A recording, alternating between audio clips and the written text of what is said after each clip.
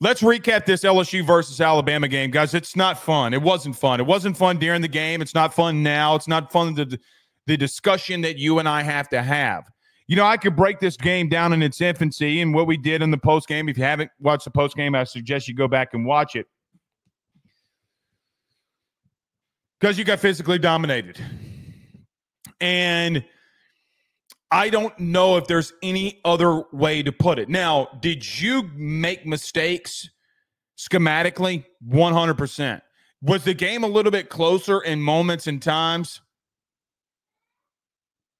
Early, I hear Ben saying yes. Was the game close at moments? Like, was it 14-3 when you fumbled? Yep. Was it 21-6 when you threw an interception? Yep. Could you have climbed back in the game if you could stop Jalen Milroe just once? Yep. But that's neither here nor there. You know, I could talk about the interior of your offensive line getting worked. I could talk about how schematically you're trying to run the football when the running back is on the opposite side of the quarterback of where he actually needs to be. I could talk about there being opportunities in the passing game, which we've done over and over and over again, where you have intermediate stuff with Aaron Anderson, or you have intermediate stuff with Xavion Thomas, or I see Chris Hilton out there, or I see CJ Daniels or Kyron Lacey out there, and you're throwing it to other positions, but they got one-on-one matchups and opportunities, and they do have some separation, and you're just not throwing the football to these certain individuals. I see Mason Taylor out there making freakish plays every single week. You know it if you watch the games, and I know it because I watch every game and we talk about them. And going back in the game, I'm like, did Mason Taylor just make that catch? Another one? And we're not religiously trying to give him the football more. Are we actually doing that? Is that what we're doing? This guy's making free catch after free catch after free catch, and we're not trying to target number 86 more. Even though he's overpowering teams, even though he's outrunning running some linebackers and safeties and being very physical in the running game that springs Caden Durham for 45 yards. Yes, yes, yes. We could talk about all those things. But you know what it gets repetitive. And I don't think, quite honestly, I've been doing this long enough to know that you don't want to repeat it. You don't necessarily want to talk about it as much. Because, Blake, what are you going to tell me that my eyeballs didn't already see? And I tell you, well, then let's talk about 5 things of not only in this game, but is the cherry on top that if you don't fix, and Alabama showed you the reality of this. These are the 5 things that you got to change, because if you don't, you're going to continue to be in the same exact spot next year. And the year after that. And the year after that. And the year after that. As long as Brian Kelly is here. Now, recruiting really talented players is a really, really big deal. Getting a Bryce Underwood, a Jakeem Stewart, it's a DJ Pickett, it's a really, really big deal. Cade Phillips.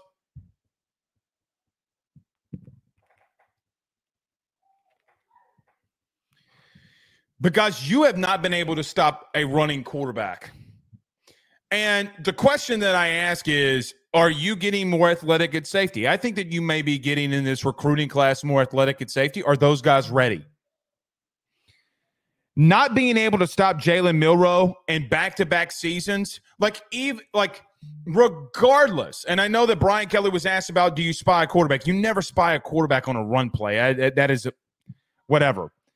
But not being able to stop Jalen Milroe specifically, not even coming off of the loss against Texas A&M where Marcel Reed ran against you, Brian Kelly is an expert at getting to the point about what the fan base is going to say and answer it in his own post game. Like, he starts off the post game saying, well, you guys are going to be asking me, what have we been doing the last 2 weeks? Because Marcel Reed did to you exactly what happened against Alabama. Where's the motivation? And quite honestly, where's the athleticism?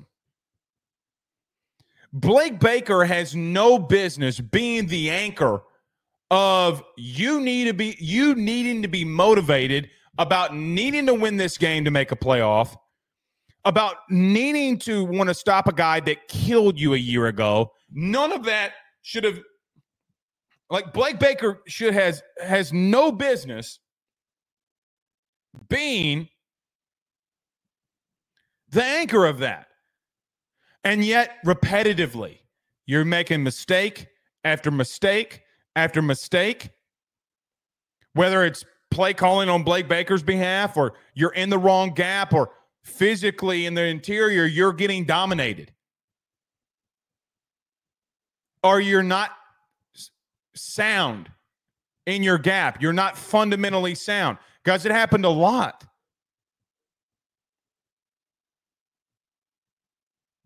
Why are you not locked in? Now, you and I discussed last week that we're going to find out a lot about Brian Kelly's culture and where this culture lies with LSU. How do you feel about team culture right now? It's a word that's used a lot. It's an overused word. But, man, your back was up against the wall, and that was the performance that you had. Against a guy who went up against you last year in Jalen Milroe, which springboarded Alabama to win in the SEC last season. They used you as a springboard back-to-back years.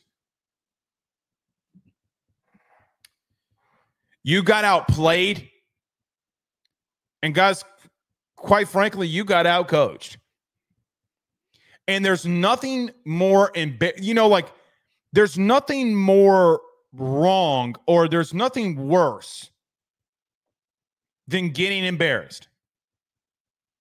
And then there's not anything worse than getting embarrassed in front of your friends, and in this case, 300 recruits and their families.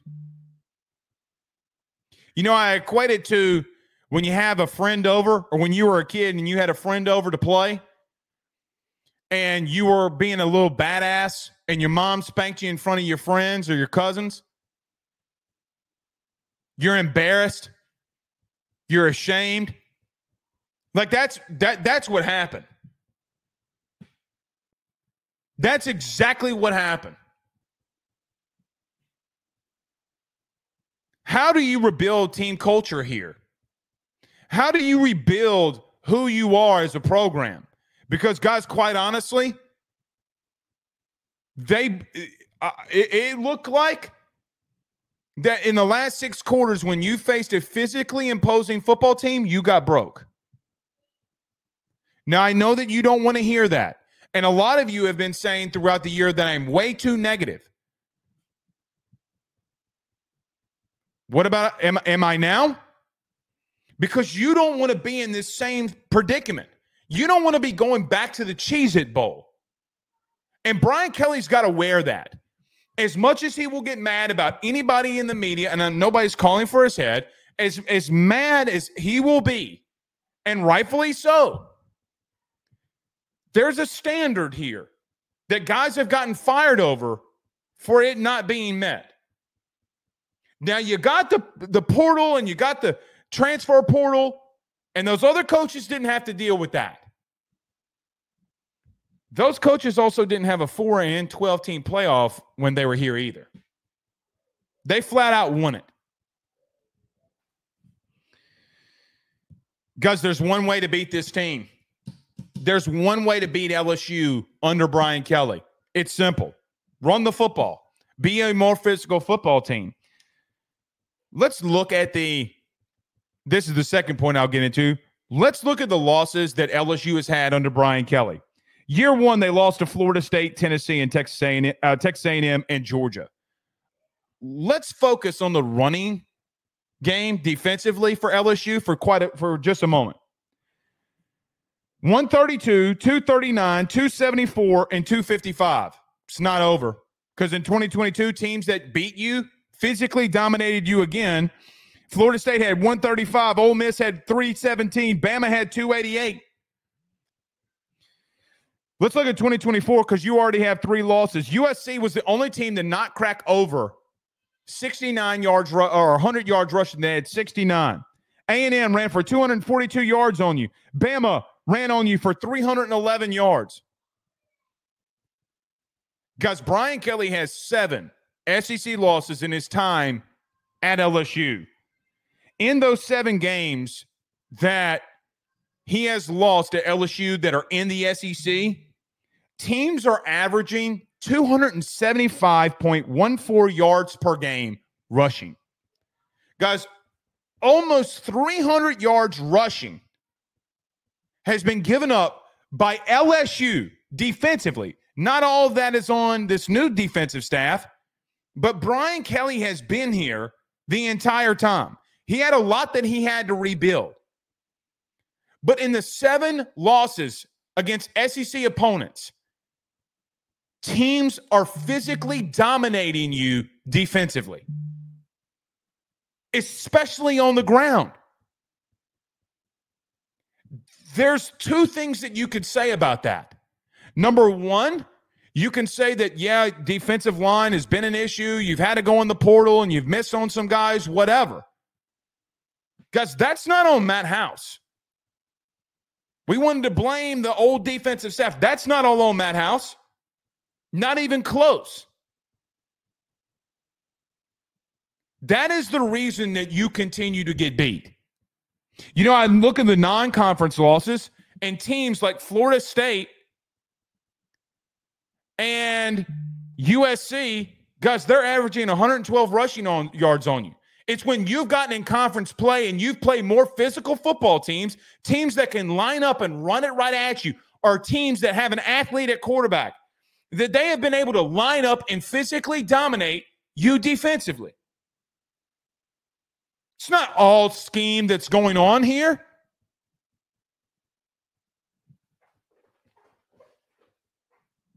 Guys, in the last 5 losses that you have, just in total, you're giving up 245.4 yards per game. In the 10 losses that Brian Kelly has, teams are running for 226. That is where you're losing. So regardless of what Nuss has done, regardless of what Jaden did in 22, regardless of what happened in 2023 when Jaden in that offense was electric, the number 1 offense in the country, and Jaden won a Heisman, you had 2 first-round picks at wide receiver. By the way, you're going to have 2 offensive linemen that are going to get drafted in the first round too, probably. The number 1 issue that you have is the front 7 that you have defensively.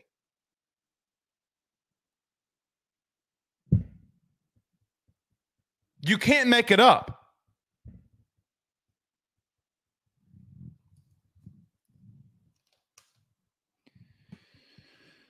Seven losses, 275 yards. Guys, last year you gave up to Ole Miss 317 rushing yards. Against Bama, you gave up 311. You know who's sitting here pointing the finger? It's Matt House. As much shit as people gave Matt House, he said, listen, y'all blamed it all on me.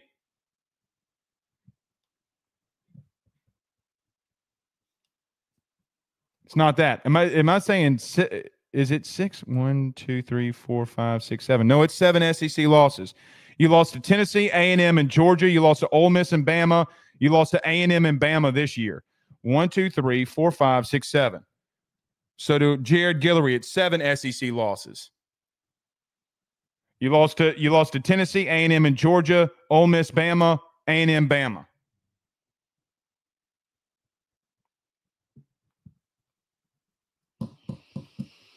Because you can't stop teams from running the football on you.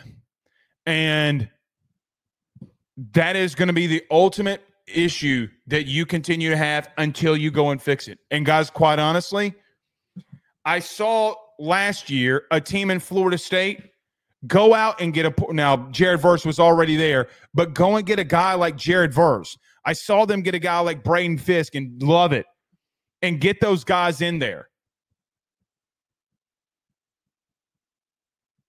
I saw that happen.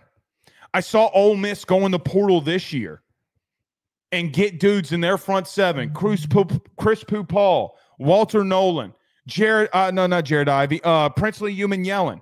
Guys, Ivy had 2 sacks. Yellen had 2 sacks.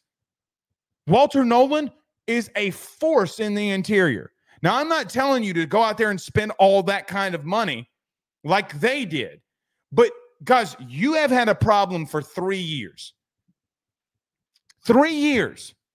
And nothing is going to change, not even next year, because the freshmen that are coming in, even with Jacoby and Guillory returning, you got to go get difference makers up front on the line of scrimmage so that you are not looking up and saying, man, how did we just get physically dominated defensively? It's by going and getting difference makers. So this is going to happen in a month. In a month, you're going to come to me when that portal opens, and you're going to say, Blake, you see this guy hit the portal. Blake, did you see that guy hit the portal? And I'm going to tell you, yeah, I saw the same thing that you did. And there's going to come a moment in time where there's going to be multiple teams fighting over absolutely fantastic players. And you better be in the mix with every single one of them. Every single one of them. You need D-line help. You need linebacker help. And God bless America on this glorious Veterans Day, which I led off the show talking about Veterans Day on Ruffino and Joe show, which makes me, because we do that at 6, I do this at 7. I forgot to start off the show thanking all of those who have served our country on this great Veterans Day. You need safety help.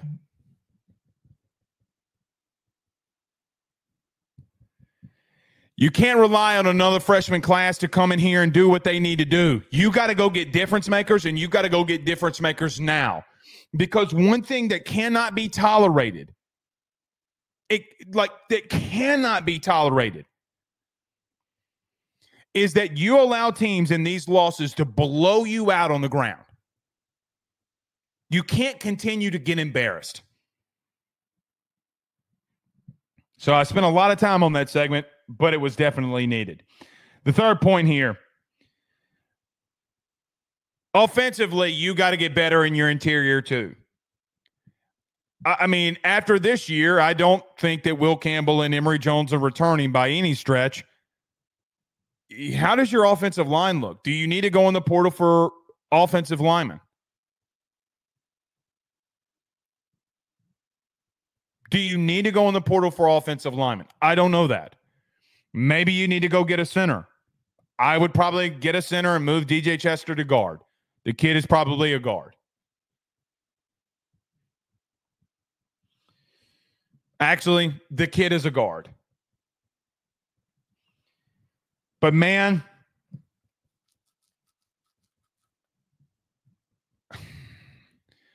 let me just say this about the interior offensive line, because I don't want to keep them out of here. The interior of your offensive line is getting the shit kicked out of them.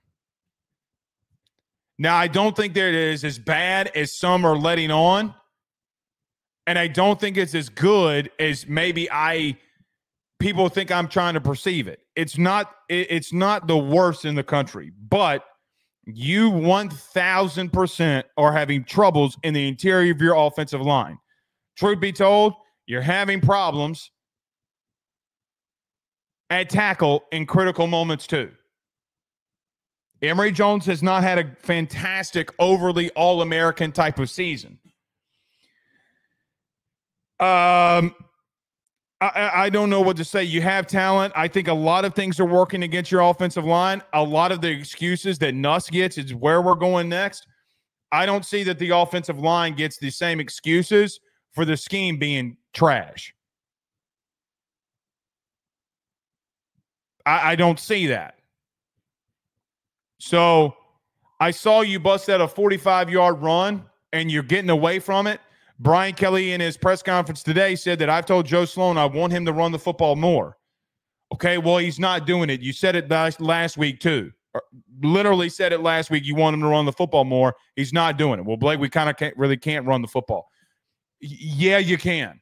And you can't you can't get away from it the way that you do. Sorry, you can't. You got to keep teams honest. You got to run the ball outside. It's not that difficult. It is really, really, really not that difficult.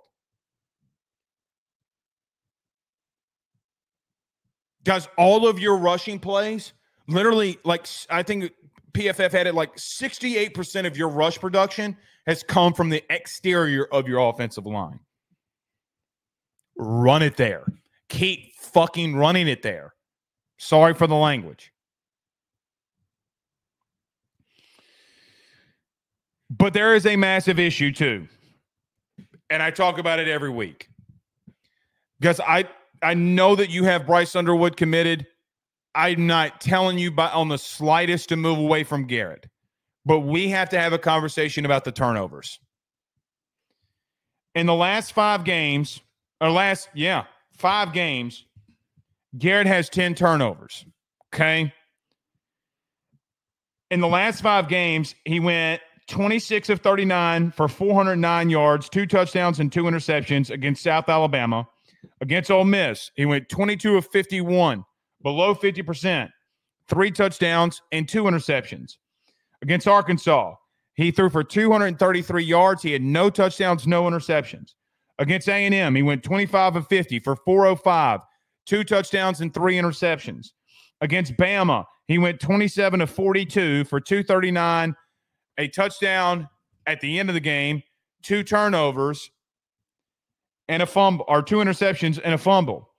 So over the last 5 games, Garrett Nussmeier is completing 56.9% of his passes, 1,623 yards, 8 touchdowns, 9 interceptions, and a fumble. Guys, we have to come to a very strong realization that Garrett has got to be better. He's got to be better. He does not have a lot working around him in the running game, and I get that. It is a very tough challenge to overcome. Some of these turnovers are because he's pressing too much because he doesn't have a running game. I'm with you there. Guys, 10 turnovers in 5 weeks is not good, especially when you had a game that you were able to do really well in against Arkansas, and yet you didn't have any of them, and they dropped 2 interceptions. So realistically, there probably should have been more, and overall as a team, there have been more. In total, with turnover on downs, etc., in the last 5 games, the way that I calculate turnovers, you've had, let me back up. Turnover on downs to me is a turnover. You've had 14 of them. So 10 from Garrett, and in the last 5 games, you've had 4 turnover on downs.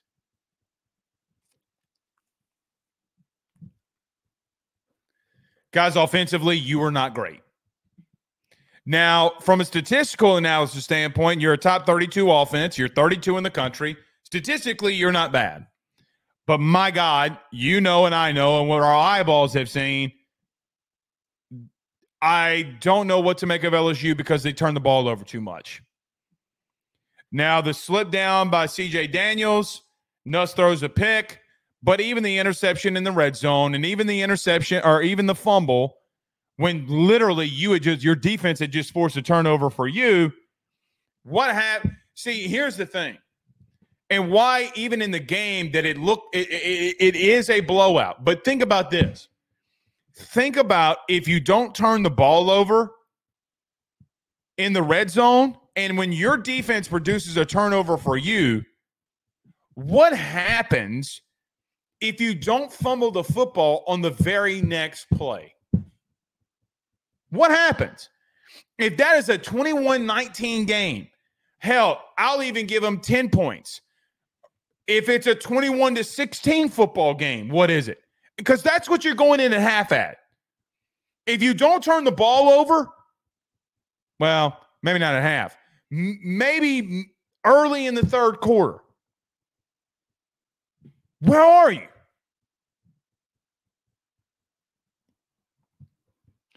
Guys, truth be told, you haven't had a good game on offense all year long. Not against Power 4 opponents, you haven't. You've had games against South Carolina and Ole Miss that you've had to squeak by, and you've had spurts. You've had instances. Now, Brian Kelly was asked about LSU offensive coordinator Joe Sloan today. And it's interesting because he said he doesn't evaluate coaches midseason. Now, if that's not, number one, the biggest load of horseshit, but number two, if it's not, then he's just not willing to throw a coach underneath the bus. Well, I mean,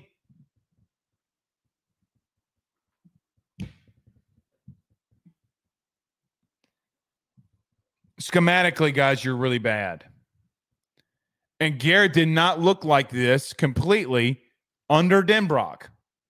At least under Denbrock called things to open things up for Garrett. Now, Garrett still had the turnovers. Had turnovers against Southern. He had turnovers against Georgia. He had a turnover against Wisconsin. I know it's not full Denbrock. It's still his playbook. I get all that. But, man, you have vastly regressed. Vastly regressed from Wisconsin to now.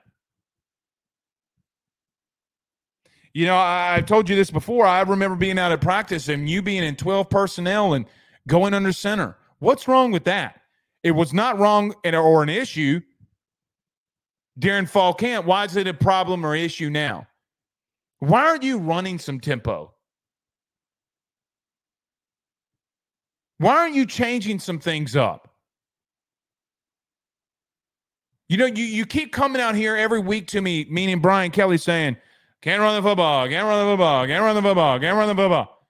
Okay, why don't you play a little bit of tempo? Last year, I thought you needed to slow some things down, and you didn't do it. Just keep LSU's defense off the field a little bit. You're going to score at will, but at least you give yourself a chance. You're not pressing every single waking moment. This year, you've been pressing way too much offensively to say, like, hey, man, everybody doubted us. Look at us now. Like the Chris Brown song. Look at me now. I'm making paper. Stop pressing so goddamn much. Sorry for the language again. I shouldn't have said that.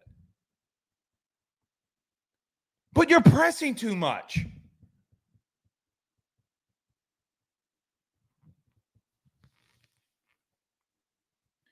You're going to stick with Garrett, and which I think that they will, no matter what.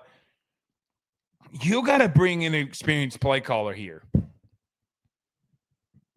You guys, you just do. The last time that LSU hired an offensive coordinator and a guy that had never called plays was Jake Peets.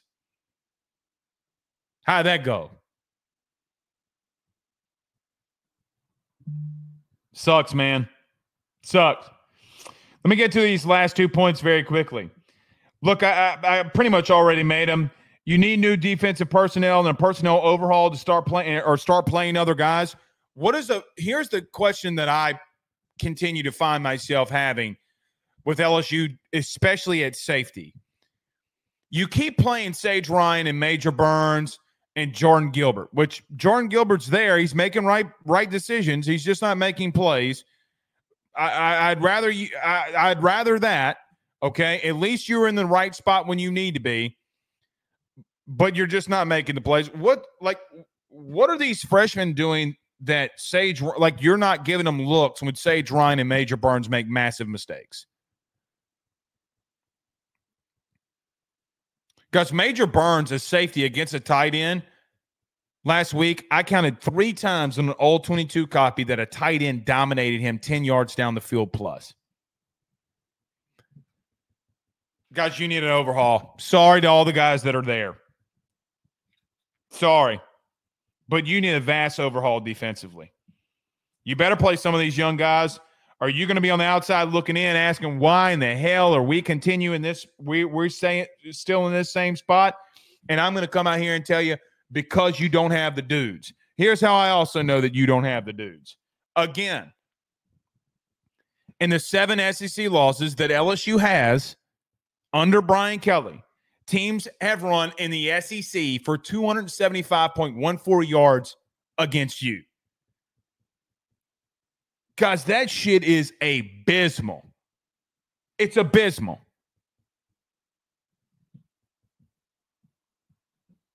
It's the worst thing that I've ever seen. So you need an overhaul. Last but not least, and then we'll get to these super chats. Where is LSU at as a program? And I'm not just talking about under Brian Kelly. Where are they at from the top down? From Scott Woodward or the president, William Tate, all the way down, where are we? From the president of the university, or let's just say in this case, the AD and Scott Woodward, all the way down to the last ranked towel boy on LSU in LSU's program. Where are we? Because I got a news flash for everybody in that building, which they say that they know, but they're not, their actions don't conclude that they know. Because if you don't get things rolling in NIL, if you don't get things rolling in the portal and start spending some of this money, you are not going to be the team that you ultimately want to be. Ryan Day at Ohio State came out and said, I need $20 million. And in the blink of an eye, they form a collective and people start giving. It's not fair that Brian Kelly gets to make that amount of money, or Blake Baker or whoever gets to make that amount of money, and we're asking fans for money. It's not fair. Never has been fair. And I know that there's been disagreements inside this own fan base of maybe we shouldn't give these kids money. Newsflash. And I tell you this every year. We had this same discussion last year that it wasn't all on Matt House. And it's not all on Matt House. It literally isn't and wasn't ever all on Matt House. But good googly moogly, great balls of fire. If you got to go get dudes. You got to go get dudes like Jamal Adams, who was in attendance. You got to go get Brandon Taylors. You got to go get Eric Reeds. And I know that all those guys are from high school recruiting, but we don't have the luxury of using old past Tigers and saying that they came from the portal outside of quarterback. Wait. Yeah, you got to go get dudes. You got to go get dudes. They cost $1 million. Who gives a shit? Not all of them did. It'd be better than what you got right now. You got to change some shit up, man. Now. You as a program, you better get with it, because if you don't start doing some of the other things that programs that are having success are doing, you are going to be in the same exact position that you've been in the last 3 years. Brian Kelly came out in his press conference today and said, we were here exactly, the same exact spot that we were last year. No, you're not. Jaden Daniels and Malik Neighbors and Brian Thomas are not walking through that door. They're not. You're not in the same spot. This has been the worst 6 quarters under Brian Kelly in his tenure.